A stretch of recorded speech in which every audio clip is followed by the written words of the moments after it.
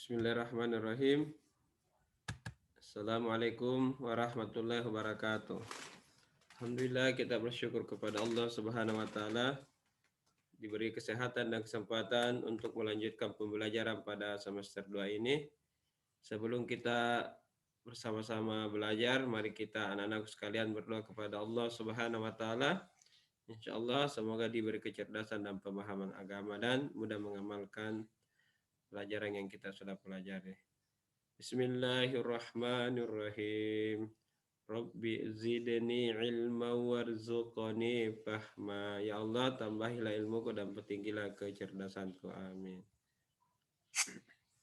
Tema yang kita pelajari pada kesempatan ini yaitu kisah Nabi Muhammad SAW di Madinah. Nah, sebelum Nabi Muhammad SAW berdakwah di Madinah, mereka berdakwah di Mekah kurang lebih 13 tahun. Namun Nabi Muhammad SAW mendapatkan tantangan dan rintangan dan di mana orang-orang kafir tidak menerima dakwah Nabi Muhammad SAW. Maka Allah Subhanahu wa taala perintahkan untuk hijrah, yaitu berpindah dari Mekah ke Madinah. Hijrah artinya berpindah dari tempat yang buruk ke tempat yang baik. Dan alhamdulillah di Madinah Nabi Muhammad SAW diterima dengan baik. Adapun tujuan pembelajaran, yaitu siswa dapat menyebutkan perjuangan Nabi Muhammad SAW di Madinah. Yang kedua, siswa dapat menceritakan peristiwa Fathul Mekah. Tiga, siswa dapat menceritakan akhir hayat Nabi Muhammad SAW. Empat, siswa dapat menyebutkan keteladanan Nabi Muhammad SAW. Selanjutnya materi ada tiga, yaitu perjuangan Nabi Muhammad SAW di Madinah. Yang bagian B, Fathul Mekah. C, bagian akhir hayat Nabi Muhammad SAW. Adapun usaha-usaha yang dilakukan Nabi SAW di Madinah. Adapun usaha-usaha Nabi Muhammad SAW dalam membina masyarakat Madinah. Yang pertama, mempersaudarkan kaum Muhajirin dan kaum Ansor. Yang kedua, membangun Masjid Nabawi. Yang ketiga, menjamin kemerdekaan beragama, di mana di Madinah ada juga orang-orang Yahudi dan Nasrani. Yang keempat, menyusun piagam Madinah, itu aturan-aturan yang dibuat di Madinah.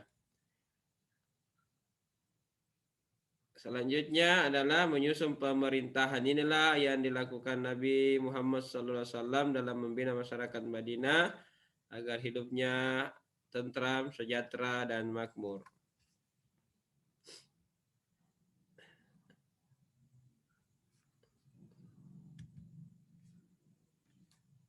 Selanjutnya,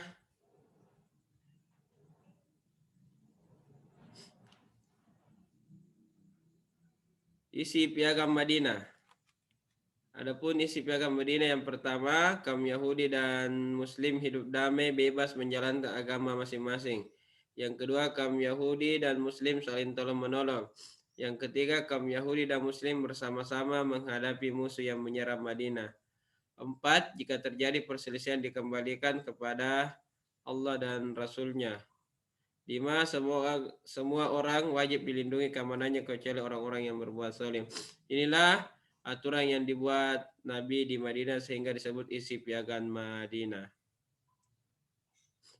Selanjutnya peperangan yang terjadi di masa Rasulullah SAW yaitu sebanyak 62 kali. 27 kali diikuti dan dipimpin langsung oleh Rasulullah SAW disebut perang Ghazwah. Jadi perang Ghazwah adalah perang yang dipimpin langsung oleh Nabi. Contohnya perang Badar, perang Uhud, perang Tabuk. Selanjutnya 37 kali tidak diikuti Nabi disebut perang Ghazwah. Jadi perang Sariyah disebut perang yang tidak diikuti oleh Nabi tapi diikuti oleh sahabatnya. Disebut perang Sariyah. Contohnya perang Khandaq. Oke, perang Badar. Nah, perang Badar terjadi pada bulan Ramadan tahun 2 Hijriah ketika Nabi sudah tinggal 2 tahun di Madinah. Terjadi perang Badar. Sebabnya terjadi bentrokan antara 12 orang utusan Nabi SAW dengan kafilah Quraisy di Nahla. Pasukan kafir Quraisy 1.000 orang dipimpin Abu Jahal, sementara pasukan kaum muslimin 300 orang dipimpin oleh Rasulullah SAW. Abu Jahal tewas di tangan Muaz bin Jabal. Alhamdulillah dengan pertolongan Allah Subhanahu wa taala kaum muslimin menang di perang Badar. Selanjutnya perang Uhud. Nah, bulan Sya'ban 3 Hijriah, 1 tahun setelah perang Badar terjadi lagi perang Uhud. Sebabnya dendam kafir Quraisy atas kekalahan pada perang Badar. Pasukan kafir Quraisy semakin bertambah 3.000 orang karena kaum Yahudi bergabung di pasukan kafir Quraisy karena orang-orang Yahudi diusir di Madinah karena melanggar kesepakatan isi piagam Madinah.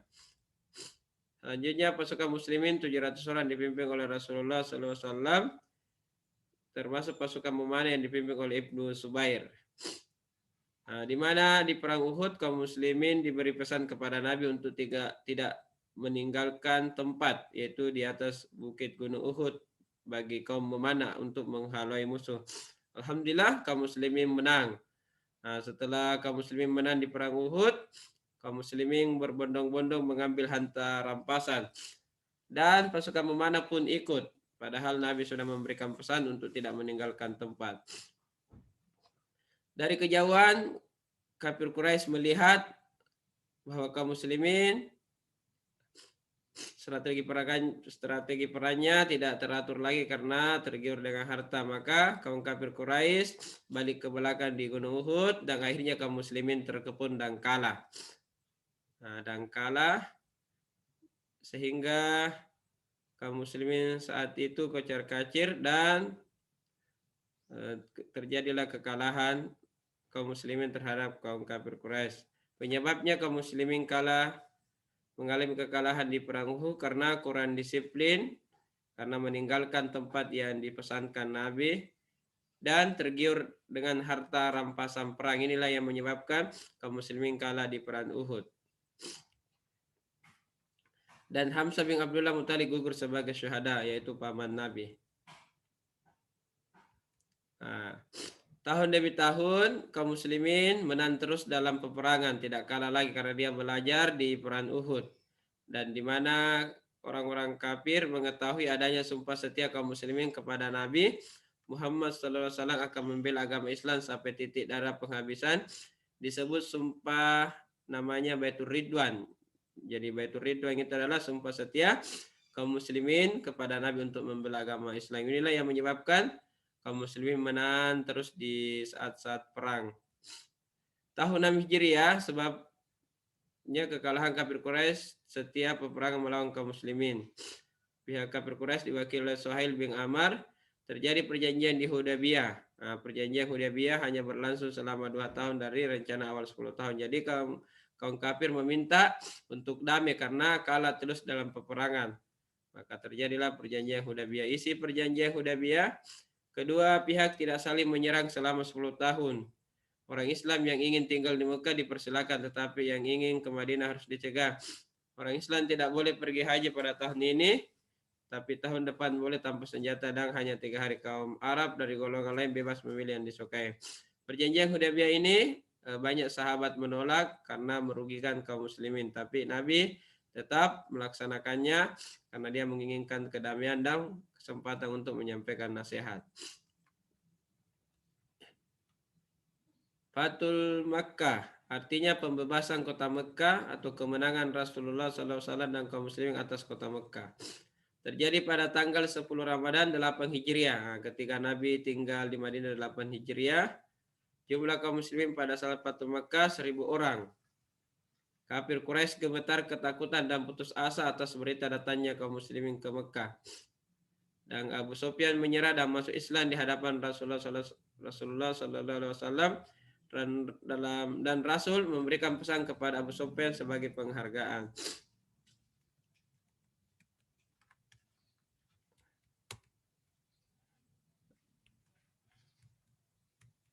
Pesan yang disampaikan Nabi kepada Abu Sufyan, barang siapa yang memasuki Masjidil Haram dia aman.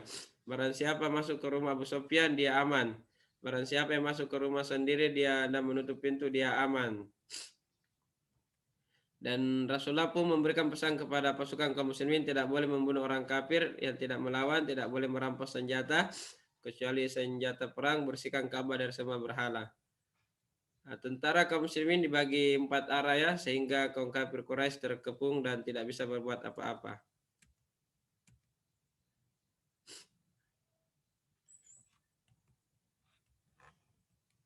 Rasulullah SAW tiba di kota Mekah.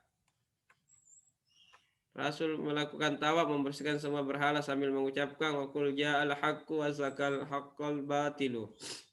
Katakanlah kebenaran telah datang dan kebatilan telah lenyap.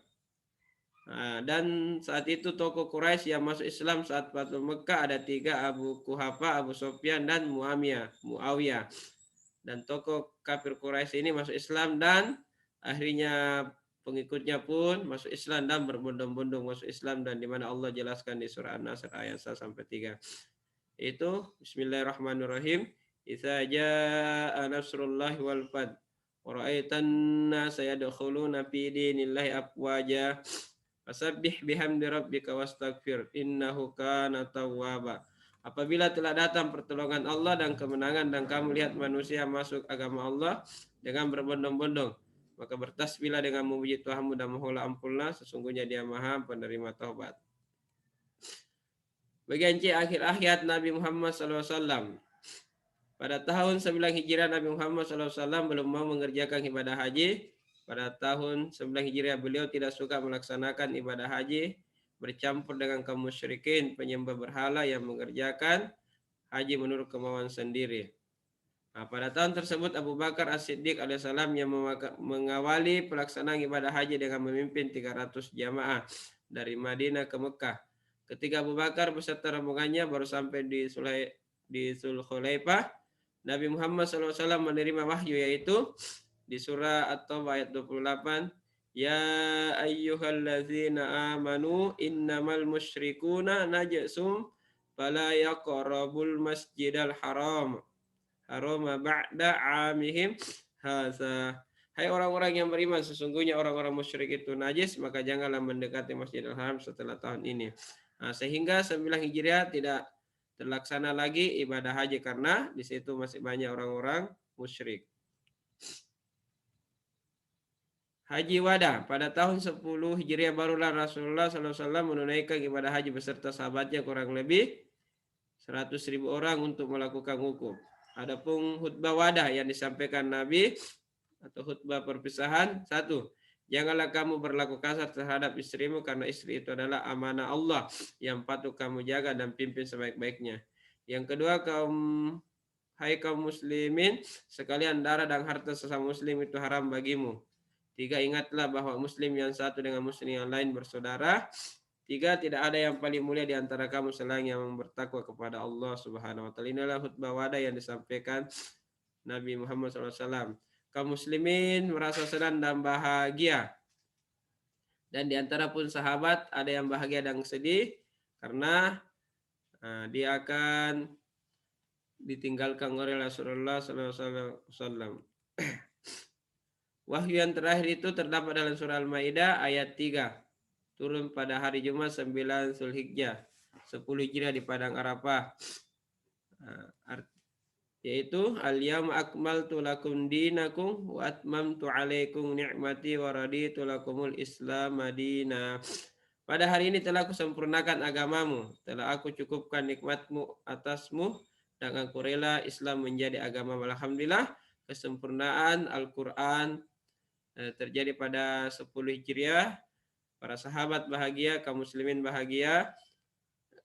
Namun di antara para sahabat ada yang merasa sedih karena tidak lama lagi dia akan ditinggalkan oleh Nabi Muhammad SAW. Oke, Nabi Muhammad SAW wafat. Akhirnya beliau wafat pada hari Senin 12 Rabiul Awal 11 Hijriah bertepatan dengan 8 Juni 630 Masehi. Beliau meninggal dunia pada usia kurang lebih 63 tahun. Dia memberikan pesan,